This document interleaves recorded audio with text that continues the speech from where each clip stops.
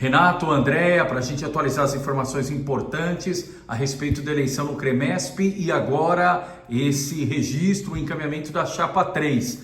Uma vitória, Renato, o que representa isso para vocês depois de todo esse processo? Oi, Leandro, tudo bem? Eu sou Renato Lemos, estou aqui com a Andréa Fortunato. A gente queria mesmo dar essa entrevista para vocês, para atualizar os nossos colegas médicos que estão sabendo aí que a nossa chapa está chegando, a Chapa 3, e precisam entender um pouquinho o que aconteceu, o processo de atraso para a gente conseguir colocar nossa campanha na rua, colocar os nossos materiais, apresentar as nossas propostas.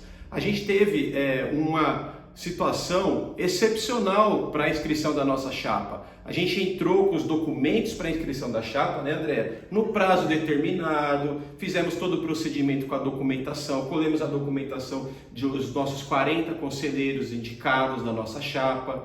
E aí, através da comissão eleitoral, a gente começou a ver dificuldade. Eles começaram a colocar dificuldade, disseram que faltava documento, disseram que existia uma irregularidade de um colega nosso, mas todos os nossos documentos estavam em dia, estavam atualizados. E aí, diante do processo de morosidade, a gente acabou mandando para a Comissão Eleitoral Nacional.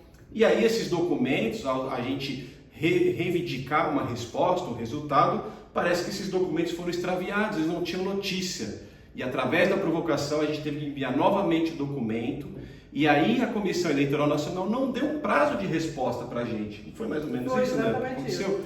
E aí a gente precisou entrar com uma liminar na Justiça. E através da liminar na Justiça, que agora então finalmente a gente pode falar um pouquinho das nossas propostas. Tem um diferencial de querer dialogar com todos os médicos, de ser uma chapa que, em vez de ser punitiva, vai ser uma chapa que avalia a situação, individualizando cada caso, ouvindo o médico, para não ser uma situação onde ela é autoritária, punitiva ou ela exclui as outras entidades. Por exemplo, a gente quer ter relação mais íntima com a Associação Paulista de Medicina, a gente quer ter uma relação boa com os sindicatos, a gente quer ter uma relação boa com as secretarias de saúde do municípios, o governo federal, o Ministério de Saúde. Então a gente busca ter esse diálogo e ter representatividade na nossa chapa. A gente está trabalhando fielmente nesse aspecto, a questão da representatividade na nossa chapa e também da permeabilidade e da possibilidade de diálogo com os profissionais que têm uma dificuldade, algum processo. Então a gente não pretende ser aquela chapa, aquele conselho. O nosso conselho vai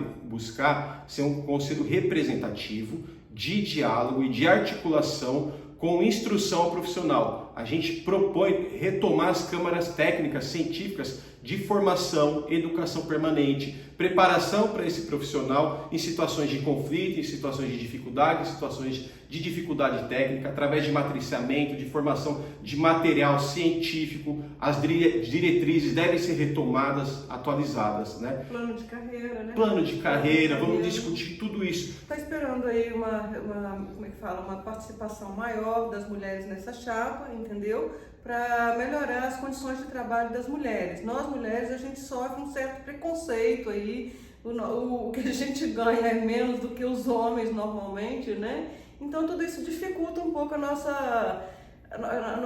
trabalho. A Chapa 3, né, até a Andréa estava me lembrando aqui recentemente, ela tem uma característica, um diferencial, que ela está representativa já na sua composição, na chapa, nos conselheiros. Então a gente tem um percentual alto de acadêmicos, do pessoal do movimento sindical, dos municípios, a questão do gênero, das mulheres. Então a gente está distribuído dentro, médicos da assistência. Então a gente tem uma característica bem plural dentro da composição da nossa chapa, que vão ser representantes desses companheiros na luta, na prática do dia a dia. É um período de transição, tem pessoas que já participaram do CREMESP anteriormente, tem pessoas novas, tem pessoas jovens, e essas pessoas, nós que somos novatos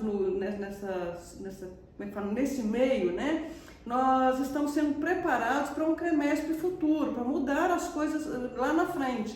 A gente tem, como a Andréa disse, né, pessoas jovens, temos pessoas experientes no CREMESP, temos pessoas do interior, pessoas da capital, temos uma porcentagem importante de representantes da academia para a gente desenvolver o conhecimento científico, temos um grupo bom de pessoas que estão na assistência, Ou seja, a questão do gênero, as mulheres que estão participando, a gente tentou ter uns 50% de mulheres na chapa, mas infelizmente a gente não conseguiu alcançar, mas a gente tem um 35% de mulheres na nossa chapa, ou seja, são componentes que estão na nossa chapa, que vão representar a sua categoria, mas também vão representar a sua forma de atuação dentro da medicina. Eu acho que isso é importante. Essa pluralidade que a gente tem hoje dentro da Chapa 3, ela se destaca justamente por estar buscando isso. A gente conversava, né, André, nas primeiras reuniões, que a gente sempre buscava um mosaico dentro da nossa chapa, que fosse representativo de toda a nossa categoria em todo o estado. Então não poderia ser só o pessoal de São Paulo,